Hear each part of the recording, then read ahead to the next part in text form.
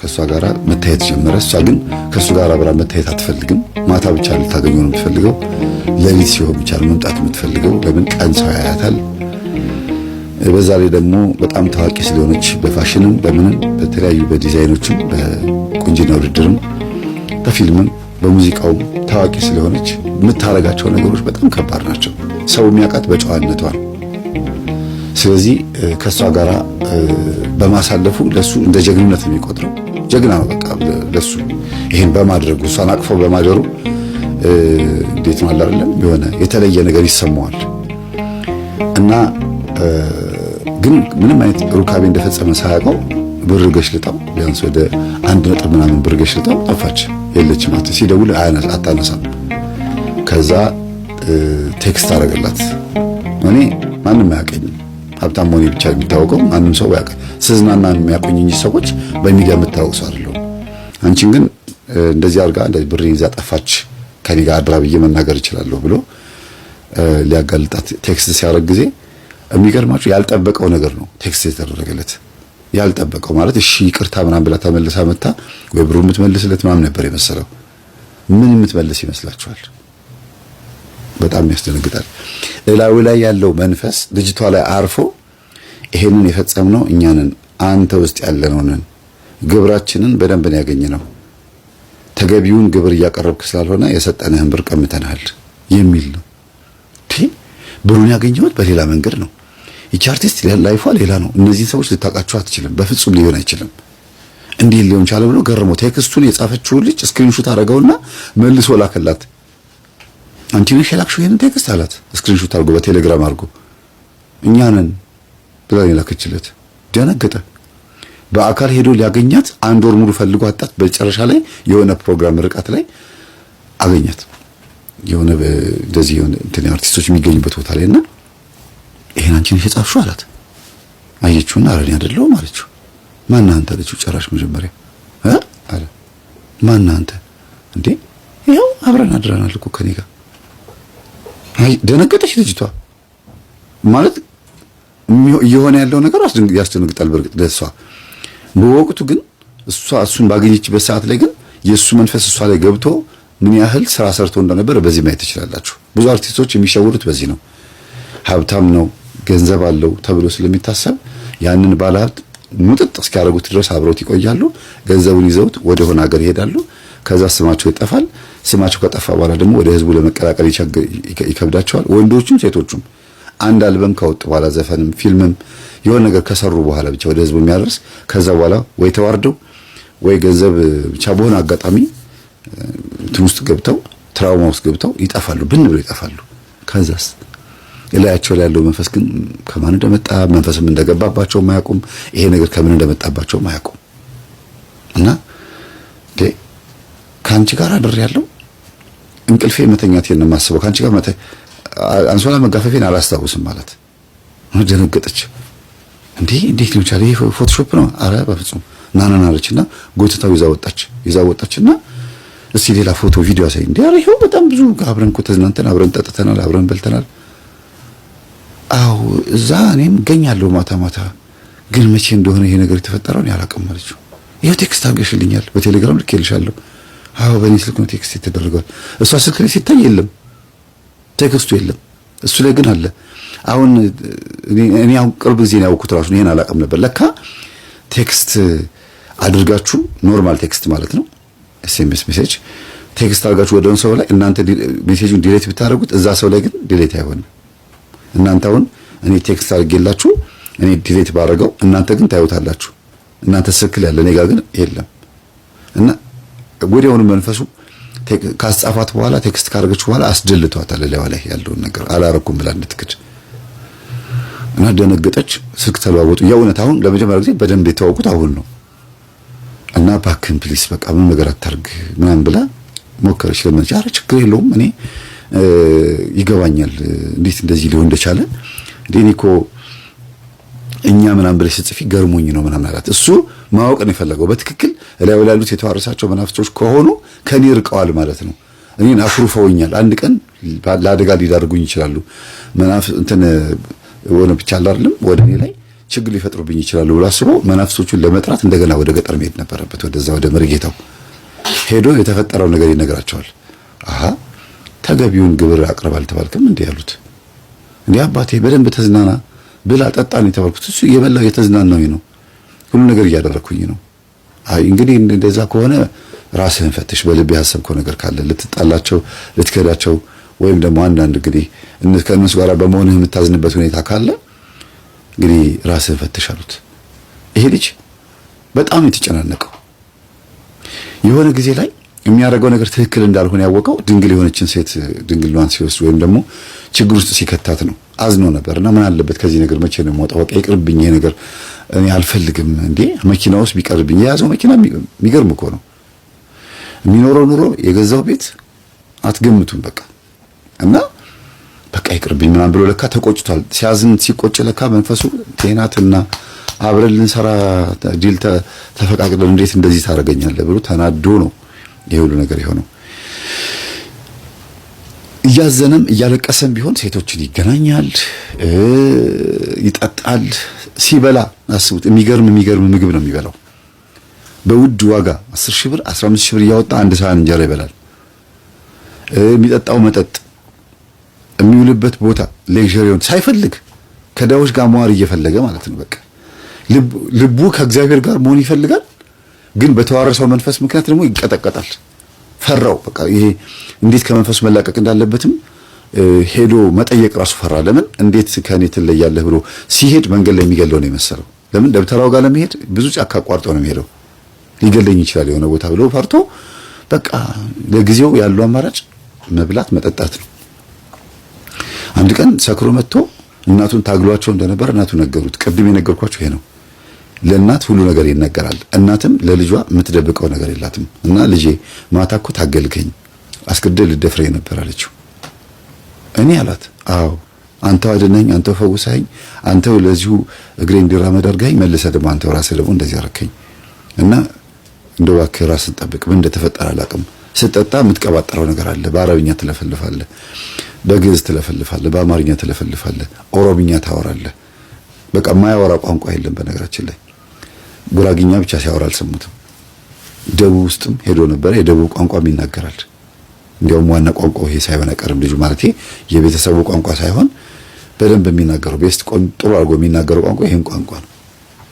ግን የቤተሰቡ ቋንቋ አይደለም፣ ወይም ደግሞ የሀገሩ ቋንቋ አይደለም። የአዲስ አበባ ልጅ ነው። የትም ተወለደ አዲስ አበባ ደግ ቢሆንም ጉዳዩ ግን በአንድም በሌላ መንገድ እግዚአብሔር ምንውልበት ቦታ ላይ ያስተምረናልና ይሄ ልጅ በስራ ምክንያት ወይም በአንዳንድ ጉዳዮች ምክንያት ይሄን ቋንቋ ለምዷል ማለት ነው። አሁን ምንድነው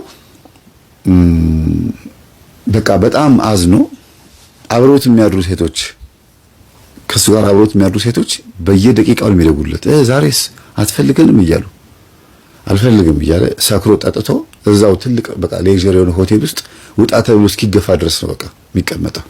እና ጽዳት ሰራተኛ አልጋ የምታነጥፍ ሴት ምናምን እንደዚህ ብዛት ሆቴል እሱ በብዛት የሚዝናናበት ሆቴል ውስጥ በብዛት ታያዋለችና ሲያለቅስ ሲበሳጭ ነው የምታየው። ባንኮኒ እየደበደበ ከባሪስታው ጋር ደግሞ ትግባባለች። ምንድነው ይሄ ሰውዬ ገንዘቡን ዝም ብሎ የሚበትነው? ሴቶቹ እኮ የሚበሉት ገንዘብ በጣም የሚከርም ነው። ሂጂ ተጠቀሚ አንቺ ይላታል አይደል? እኔም ልጠቀም ችግር አለው እንዴ? የሚሰጠው ገንዘብ በጣም ብዙ ገንዘብ ነው ብላ ዛሬ ከኔ ጋር ነው የምታድረው አለችው። እኔ ችግር የለውም ብሎ ይዟት ገባ። ግን እኔ በቃ አንቺን አቅሻለሁ፣ እኔ ልጎዳሽ አልፈልግም፣ ነገ አንገቴን መድፋት አልፈልግም፣ በጣም ነው የምወድሽ፣ በጣም ነው የማቅሽ እና እኔ በቃ እኔ አልፈልግም ማለት። አይ በቃ ችግር የለውም ከፈለክ እንዲሁ ብር ስጠኝ፣ እኔ ብር ፈልጌ ነው፣ በእኔ መጠቀም ከፈለክ ደግሞ መጠቀም ትችላለህ አለችው። ብሩን ያጓጓት እሷ እና አንዳንድ ቀን አለፍ አለፍ ብሎ እንደዚህ ነገር ትሰራለች። እንትን ባይሆንም ዋና ስራዋ ባይሆንም በጣም የታገላት ሰው ካለ ያው እንደ መደፈር አትቆጥረውም። እንግዲህ እሷ ጸባይ ነው። እሷ እንደተናገረችው ከሆነ አልጋም ሳነጥፍ ምንም ስል ምግብም ሳመጣላቸው ይታገሉኛል። እሺ ብዬ ፈቅድላቸውና ግን የተወሰነ ሳንቲም እንዲሰጡኝ አደርጋቸዋለሁ ነው የምትለው። ስራውን ግን በደንብ አድርጌ አልሰራው ነው የምትለው። እና ፍላጎት ከሌለው ለምንድን ነው ከሱ ጋር የምቆሸሸው ብላ አብሯት አደረ። ግን አልነካትም። በጣም ይገርማችሁ ጠዋት ሲነጋ አጠገቡ ነች ያለችው። እንደተለመደው በእርግጥ ተነስታ ሄዳ ስራ ሰርታ ምናምን ብላ ተመልሳ መጣለች እና ከኔ ጋር ያደርነው እና ብር ስጠኝ፣ ብር አስተላልፍልኝ፣ ኪስ ውስጥ ብትፈትሽ ለካ ብር ስላጣች ነው ካንቺ ጋር ያደርኩት አለታ። ዛሬ ደግሞ ጨራሽ ከጨዋዋ ልጅ ጋር ሳደረኝ ታግየሻለሁ። አዎ እንደዚህ አስቸግረኝ እኮ በቃ እኔ ምንም ማድረግ አልቻልኩም ምናምን አለችው። እንደማያስታውስ ስታውቅ እንደዚህ አለችው እንጂ በእሷ ቤት እሱ ግን ያስታውሳል። ምን እንዳደረገ ምናምን አይምሮ ያስባል፣ ያውቃል። አንዳንዴ ነው የማይገባው፣ ምን እንዳደረገ አያውቅም። ፖሊስ ጣቢያ ራሱን የሚያገኝበት ጊዜ አለ። እና ብር ነው የምትፈልጊው አላት። አዎ ሰጥሻለሁ፣ ግን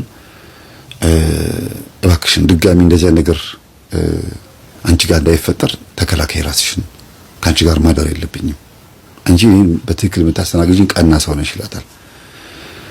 እና የዚህች ሴት ደግሞ አሁን መላችሁ የጽዳቷ ማለት የአልጋ አንጣፊዋ ደግሞ ፍቅረኛዋ ጓደኛዋ ደግሞ እዛው ሆቴል ውስጥ በዘበኝነት ምናምን የሚያገለግል የሚሰራ ግን ቋሚ ሰራተኛ አይደለም ማለት ዝም ብሎ እንደዚህ ወጣ ገባ እያለ አንዳንዴ ሆቴል ውስጥ የሚሰሩ ስራዎችን የሚሰራ ሰው ነው። ተቀጥሮም አይደለም ግን ገንዘብ አያጣም፣ ይመላለሳል። እንደ ቤተሰብ ነው ያሰሩታል ስራ ባለ ሆቴሎቹ ማለት ነውና ያለውን ነገር ትነግረዋለች። ይሄ ሰው በጣም ሀብታም ነው እና ሚስት ይፈልጋል መሰለኝ እና ለምን አንጠቀምበትም ትላለች። እንዴት እንደዚህ ከዛ እኔ ሐቁን የነገርኩህ ለሴተኛ ዳሮቹ 10 ሺህ ብር ነው በእጃቸው የሚሰጣቸው አንድ ላይ ላደሩበት እና ለምን በማግባት ሰበብ ገብቼ ከዛ በኋላ ያለውን ነገር ለምን አልካፈለውም ትላለች። በዚህ ይስማማል ፍቅረኛዋ እና ምንድነው ማድረግ ያለብን እኔ አገናኝሃለሁ በልና በቃ እኔ እነሱ እንድንቀራረብ አድርገን ከዛ እኔ መጠየቅ ቀጥታ ከጠየቁት እንዳይናውጣ ነው የሚያየኝ፣ ለዝሙት ብቻ እንደቀረብኩት ነው የሚያገኝ። ከዛ ውጪ ግን እኔ ትዳር እንደምፈልግ ንገረውና ከዛ በኋላ አገናኘን አለችው። በውጭ አገኘው። እንደው እየመጣህ ገንዘብህን በጣም እየረጨህን ያለውና ለምን ትዳር አትይዝም? እኔ ከፈለክ አገናኝሃለሁ ሲለው ጊዜ በቃ ችግር የለውም አገናኘኛለሁ። ትዳር አልፈልግም ግን አብራኝ የምትሆን ሴት እፈልጋለሁ አለው። ይቺን ልጅ ሲያመጣት እንዴ እሷማ እዚሁ ነች እኮ የምትሰራው ታዲያ ለምን አታገባትም? እሷም እዚህ ማንም መጫወቻ ከምትሆን እንደፈለገ ሰው እንትን ከሚላት አንተ ይዘሃት ሄድና እንደፈለግ ተጠቀምባት ይለዋል። እሺ ብሎ በዛው ይሄዳል። አብረው ይዝናናሉ፣ አብረው ይሄዳሉ፣ ይደዋወላሉ። ሁለቱ ባልና ሚስት ወይም ደግሞ ፍቅረኛሞቹ ማለት ነው። እንዴት ነው ይላታል። በቃ ምንም አንተ ምንም የቅናት መንፈስ ማም ካላደረብህ ችግር የለውም በቃ አንቺ ያለሽን በሙሉ ተጠቅመሽ ብቻ ይዘሽ የምትመጪው ነገር ይዘሽ ነይ። አይገርማችሁ እንደዚህ አይነት ሰዎች? እኔ በጣም ይገርመኝ። ለገንዘብ ብሎ ሚስቱን እሷም ለገንዘብ ብላ ባሏን አሳምና የምታረገው ነገር በጣም የሚገርም ነው። በዛ ሁኔታ ውስጥ አንዷ ዌተር ታየዋለች፣ ያለውን ነገር ታየና እንዴ አንድ ቀን ልታስተናግደው ተጠግታ እየሆነ ያለውን ነገር ግን ትነግረኛለህ አለችው። ምንድነው አላት። ገና መግባቱ ነው፣ አልጠጣም። መጠጥ ሲጠጣ አንዳንዴ ቀየር ስለሚል ነው። ጓደኛህ ናት እንዴ አሁን አብረህ የነበረችው ልጅ? አዎ በቃ ተቀራረብን። እንዴ ኧረ ተው ያልገባህ ነገር አለ አለችው። እንዴት እንዴ? እዚህ እኮ ባል አላት ወይም ደግሞ ፍቅረኛ አላት እኮ እሷ። አዎ እንዴት? ማን ነው እስቲ ያሳየኝ። ይሄው ይሄ ነው ብላ ቀስ ብላ በስልኳ ላይ ያሳየችው። እንዴ ይሄ እኮ ነው አምጥቶ ያስተዋወቀኝ ይሄ ሰው ነው። ፍቅረኛ ትኖርህ ሚስት ትኖርህ በቃ ገንዘብን ከንቱ እያባከንክ ነውና ሰብሰብ ብሎ የሰጠኝ ጨራሻ። ኦኬ ስለዚህ ወጥመድ ነው ባህል ማለት ነው። እነዚህ ሰዎች ገንዘብህን ሊበሉህ እያጠመዱህ ነው ብላ ተነግሯለች። በጣም የሚገርማችሁ ይሄ ነገር ከነገረች በኋላ ግን ታመመች። እቺ ልጅ ራሷን አመማት። ምን ማለት ነው? በቃ እሱን መታ በረዳችሁ ቁጥር ብርጭቆ ይሰበርባታል። ብርጭቆ መሰበር ብቻ አይደለም ባለ ዕዳ ትሆናለች። የሆነ ብቻ ትጣላለች ከአሰሪው ጋር ይሄ ከሚያሰራቸው ሰው ጋር እዛ ሆቴል ውስጥ ማለት ነው።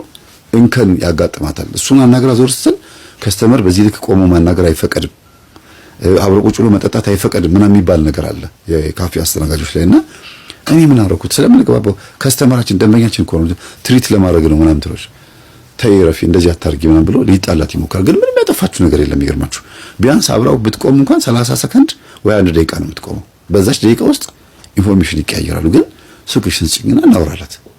እሺ ማታ እሷም ከስራ ስትወጣ ተገናኙ። ምንድነው እየሆነ ያለው አለችው። አይ ዶንት ኖ እኔ አላውቅም አላት። ኦኬ እሺ ስለዚህ ልከታተልልህ አንተም ተከታተላት በቃ ይሄን ነገር እናጥናለችው በጣም ነው የማመሰግነው ከዚህ ነገር ነፃ ስለወጣሽኝ ብሎ በሳምንቱ ጥሩ ኢንፎርሜሽን ይዛለት መጣች ሁለቱ ቁጭ ብለው ሲያወሩ ሲወያዩ ባልና ሚስት መሆናቸውን ፍቅረኛሞች መሆናቸውን ለገንዘብ እንደፈለጉት ደርሳበት ኦዲዮ ይዛለት መጣችና አሰማቸውና በጣም ደስ ብሎት ዝም ብሎ 100 ሺህ ብር ገጫት ምን ያርግልኛል አለችው በቃ ይሄ ዝም ብሎ ይጠቅምሻል እኔ በቃ ከእንደዚያ ነገር ስላዳንሽኝ ይላታል ያን 100 ሺህ ብር ተቀብላ እሷ ወደ ቤቷ ስትሄድ 100 ሺህ ብሩን ልታወጣ የምትችልበት አደጋ ደረሰባት አስተፋት ገንዘቡ ከባድ አደጋ ነው የደረሰባት በገንዘቡ አይመስላትም እሷ የሚደርስባት አደጋ ድንገት ነው ወጭ ደስታዬን እንዳላይ በቃ ነው የምትለው ግን እየመጣ ሆስፒታል ያያታል ስብራት ነው በርግጥ እግሯ ተሰብሯል መኪና ገጭቷት ነው ግን በአለኝ በሚለው ጥበብ ደግሞ ሊጠቀም ቢችልበት መንገድ ደግሞ ያሰበ ነበርና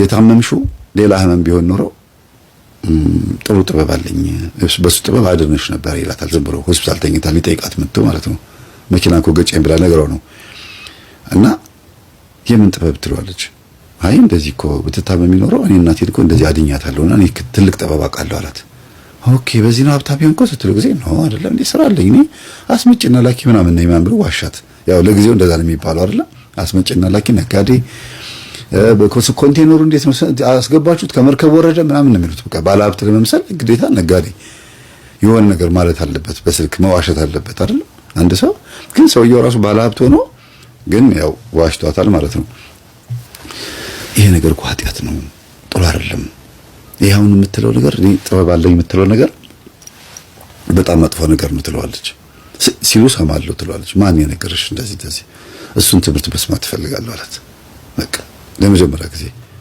ከዛ እዛ ሆስፒታል በተኛችበት ከስልኳ ላይ ሰርች አርጋ በስልኩ ላይ ሰርች አርጋ አምጥታ ይሄን አዳምጥ ትለዋለች እና እሷ የሚሰጣት የእንቅልፍ ኪኒን የቁርጥ እንትኑ ይሄ ማደዘዣ ይሄ ስብራቱ ምናምን ህመሙ እንዳይሰማት እንቅልፍ ምናምን እንዲወስዳት የሚያደርግ ድካም ስሜት ሲሰማት እንቅልፍ እንድታርፍ የሚያደርግ መድኃኒት ይሰጣታል ምናልባት ባላቀም በዚህ አጋጣሚ እንቅልፍ ይላታል የመድኃኒቱ ባህሪ ነው ተብሎ የሚነገራትና በዛ ሰዓት ረጅም ሰዓት አውራት ቁጭ ብሎ ያስታምማታል ያው የሚያውቀው እሷን ነው ስለረዳችው ስላገዘችው መደወል አግኝቷል ማለት ነው እና እናቱም ጋር ደውሎላት እንዲያው እማዬ እንደዚህ ይዘሽ ነኝ አጥሚት ይዘሽ ነኝ እንደዚህ ታመመች ልጅ ብላ ሁሉ ለእናቱም መጥተው 2 ሌሊት 3 ሌሊት ያስታመማት ጊዜ ሁሉ ነበር አጅሪት የምትተኛው ብቻዋን ነው የምትኖረው ማለት ነው ቤቷን የምትሄደው ብቻዋን ነው የምትኖረው ላጤ ሴት ነች እና በጣም ደሳሳ ቤት ውስጥ ነው የምትኖረው የቤት ኪራይ ራሱ የምትከፍለው